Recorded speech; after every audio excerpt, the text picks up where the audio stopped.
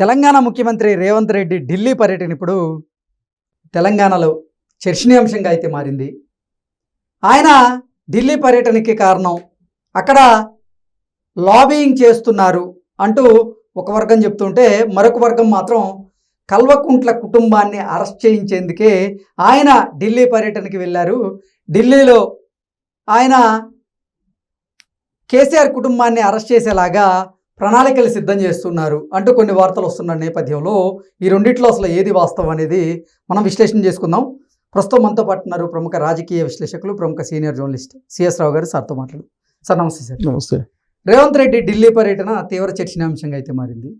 ఆయన లాబియింగ్ చేసేందుకే ఢిల్లీ వెళ్తున్నారంటూ ఒక వర్గం, లేదు కేటీఆర్ని అరెస్ట్ చేసేందుకు రంగం సిద్ధం చేసేందుకే ఆయన ఢిల్లీ వెళ్తున్నాడంటూ మరో వర్గం.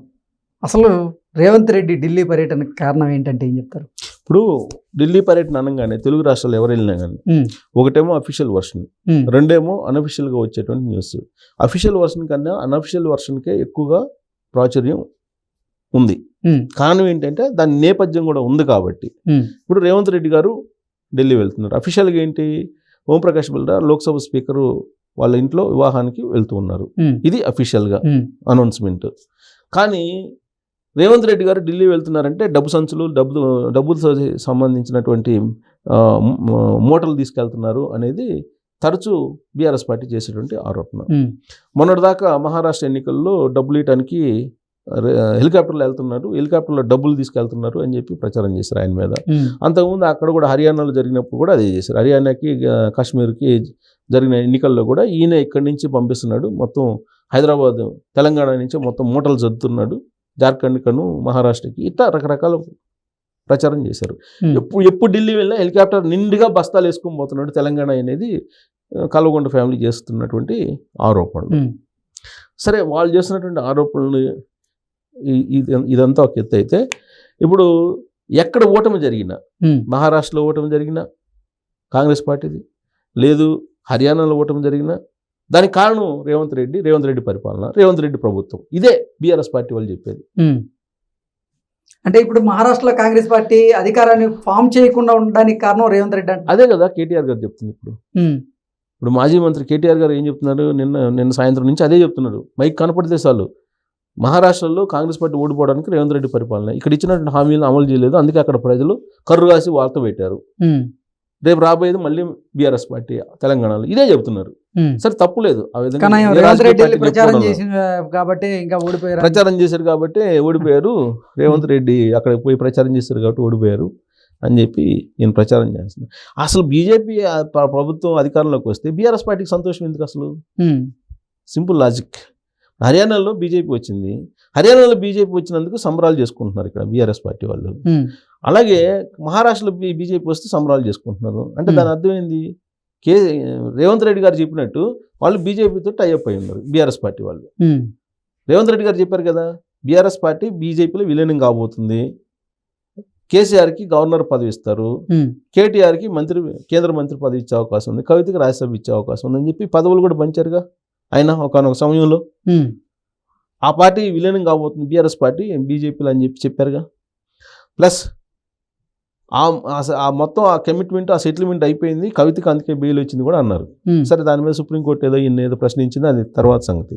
సో మొత్తం మీద ఇలా ఆరోపణలు, ప్రచారోపణలు చేసుకోవడం ఒక ఎత్తు అయితే, ఇప్పుడు తాజాగా ఏంటి, ఆదాని కేసు వచ్చింది. ఆదాని పవర్స్ సంబంధించి ఒప్పందాలు చేసుకుంది.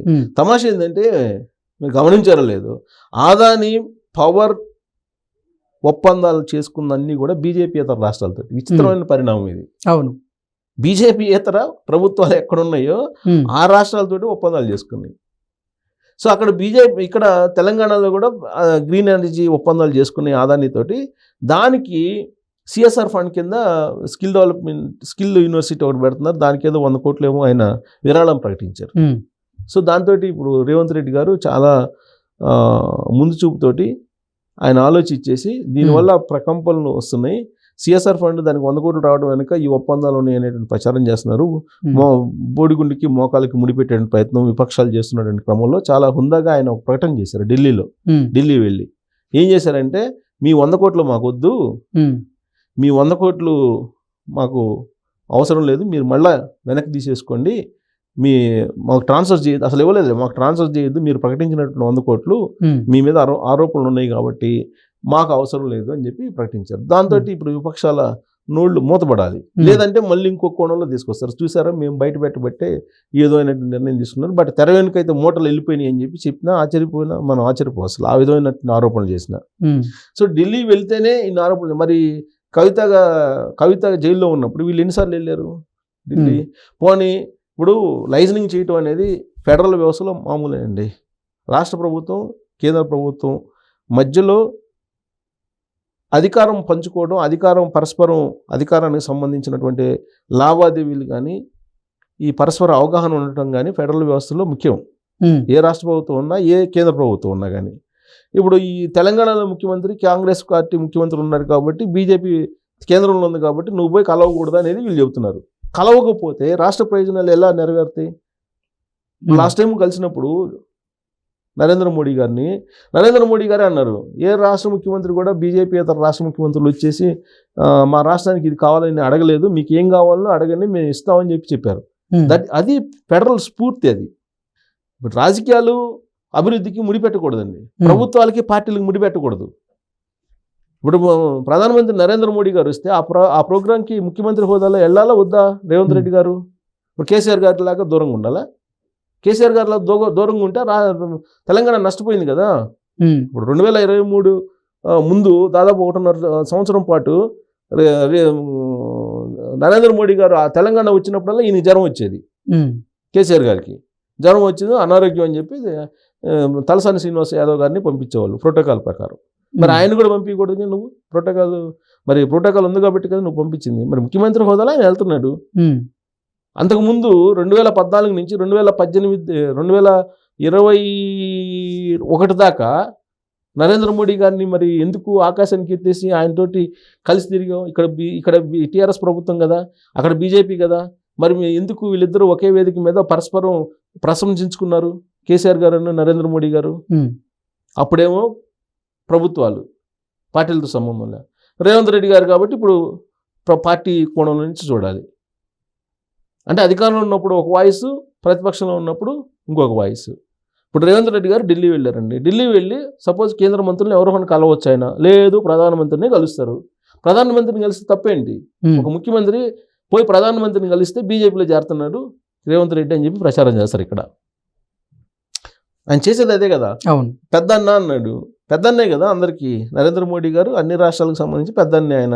ఆయన ప్రధానమంత్రి కాబట్టి అందరికి అర్థమయ్యే భాషలో చెప్పారు ఆయన రేవంత్ రెడ్డి గారు.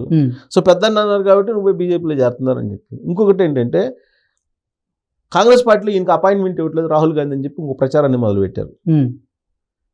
ఒకవైపు ఏమో ఇక్కడ నుంచి మూటలు తీసుకెళ్లి రాహుల్ గాంధీకి ఇస్తున్నారు అంటూ అని వాళ్ళే చెబుతారు.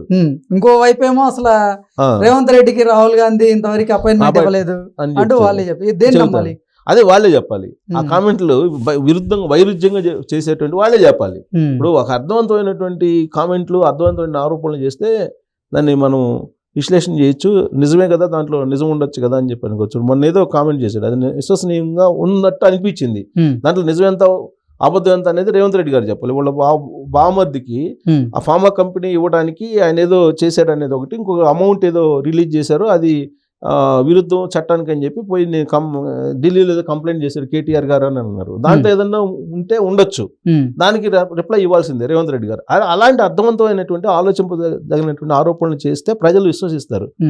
అలా కాకుండా ఈయన ఢిల్లీ వెళ్ళిన ప్రతిసారి బీజేపీలో చేరుతున్నాడు, నరేంద్ర మోడీ గారితో మాట్లాడుతున్నారు, ఇలాంటి ప్రచారం చేస్తే. అందుకే రేవంత్ రెడ్డి గారు ఈ మధ్యకాలంలో అన్నారు, కేసీఆర్ గారు ఫామ్ హౌస్లో కామ్గా పనుకోలేదు, నువ్వేం కుట్రలు చేస్తున్నావు అన్న తెలుసు, వెనక తెలుసు, ముందు తెలుసు, పక్కన తెలుసు, మొత్తం తెలుసు, కర్రు కాల్సి వార్త పెడతాను, కుక్క కాటికి చెప్పు దెబ్బలాగా నేను రెస్పాండ్ అవుతానండి. అసలు ఢిల్లీ వెళ్ళారు రేవంత్ రెడ్డి గారు. ఢిల్లీ వెళ్ళిన సందర్భంగా ఖచ్చితంగా క్యాబినెట్కి సంబంధించిన ఎక్స్పెన్షన్ ఒకటి పెండింగ్లో ఉంది. దాని క్లియరెన్స్ తీసుకొచ్చుకోవడానికి ఏఐసీసీకి సంబంధించిన పెద్దలను కలిసే అవకాశం ఉంది. ఎందుకంటే ఎలక్షన్ హడావుడి అయిపోయింది కాబట్టి. నామినేటెడ్ పోస్టులు కొన్ని పెండింగ్ ఉన్నాయి, వాటిని కూడా క్లియర్ చేసుకునే ప్రయత్నం ఆయన చేస్తారు. ఏ రాష్ట్రానికి సంబంధించిన ముఖ్యమంత్రి ఉన్నా కాంగ్రెస్ పార్టీ ప్రభుత్వం అధిష్టానం ఢిల్లీలో ఉంది కాబట్టి ఢిల్లీ వెళ్తారు. ఏ అధిష్టానం లేకుండానే కేసీఆర్ గారు అనేకసార్లు ఢిల్లీ వెళ్ళారు కదా. ఎందుకు వెళ్ళినట్టు? ఢిల్లీ నెలలు కూర్చున్నారు కదా, 2 నెలలు 3 నెలలు కూర్చున్న రోజులు కూడా ఉన్నాయి కదా. మరి అధిష్టానం లేకుండా 2 నెలలు 3 నెలలు కూర్చున్న కేసీఆర్ గారు వాళ్ళ అధిష్టానం కాంగ్రెస్ పార్టీ అధిష్టానం ఢిల్లీలో ఉన్నప్పుడు ఢిల్లీ వాళ్ళకి ఎక్కడికి వెళ్తారు? దీనికి సమాధానం చెప్పాలి వాళ్ళు. అంటే నేను అనేది విమర్శించవచ్చు, దానికి అర్థం ఉండాలి, లేదు దాంట్లో కొంతకన్నా నిజాలు ఉండాలి. అలా కాకుండా ఒక ప్రధానమంత్రిని ముఖ్యమంత్రిని కలిస్తే ముడుపులు ఇయటానికో లేకపోతే పార్టీలు మారటానికో అనుకునే అది అర్థం లేనటువంటి మాట. అది కానీ అర్థం ఉండేటట్టు ఏదన్నా దానికి కొంచెం నమ్మదగ్గ లింక్స్ ఏదన్నా ఉంటే మనం దాన్ని చేసుకుంటాం. ఇప్పుడు రేవంత్ రెడ్డి గారు ఢిల్లీ వెళ్ళారు, ఖచ్చితంగా ఆయన ప్రభుత్వానికి సంబంధించి ఇప్పుడు ఆల్రెడీ ఎన్నికలు జరిగినాయి, ఎన్నికల్లో ఓడిపోయారు. తర్వాత ఇక్కడ మనం పార్టీని కర్ణాటకలో కానీ లేదంటే తెలంగాణలో కానీ ఎలా బలోపేతం చేసుకోవాలి, నెక్స్ట్ స్టెప్ ఏమేయాలి అని మాట్లాడుకుంటారు, మాట్లాడుకునే అవకాశం ఉంది. మంత్రివర్గ విస్తరణ. సో అలాగే కేటీఆర్ గారి ఫ్యామిలీలో ఇప్పుడు ఆల్రెడీ కేసులు ఉన్నాయి అందరి మీద. మరి ఈ అందరి మీద కేసులు ఉంటే ఈ కేసుల్లో ఏం చేయాలి? అధిష్టానం అనుమతి తీసుకోవాలన్నా పని లేదా? అధిష్టానం అనుమతి తీసుకోవాలి కదా. ఇప్పుడు కేటీఆర్ గారికి సంబంధించి అన్ని ఆధారాలతో కేసులు ఉన్నాయి. కేసీఆర్ గారిది ఫోన్ ట్యాపింగ్ వ్యవహారం ఉంది, తర్వాత కాళేశ్వరం ఉంది. ఇప్పుడు ఎన్ని కేసుల మీద ఆల్రెడీ ఇప్పుడు నాటు బొమ్మలు పేలుతాయి అని చెప్పి పొంగులేటి శ్రీనివాసరెడ్డి గారు చెప్పారు కదా. నాటు బొమ్మలు అని చెప్పి అడుగుతున్నారు, వాటి సమాధానం చెప్పాలి కదా. అందుకే ఒక మాట చెప్తారు, అధిష్టానంలో ఒక మాట చెప్తారు కదా. అది ఒక మాట చెప్పిన తర్వాత ఢిల్లీ వెళ్ళి వచ్చిన తర్వాత నాకు తెలిసినంత వరకు కేటీఆర్ గారు ఏ క్షణమైనా అరెస్ట్ అయినా ఆశ్చర్యపోవసరం లేదు. Okay sir, thank you so much. Thank you.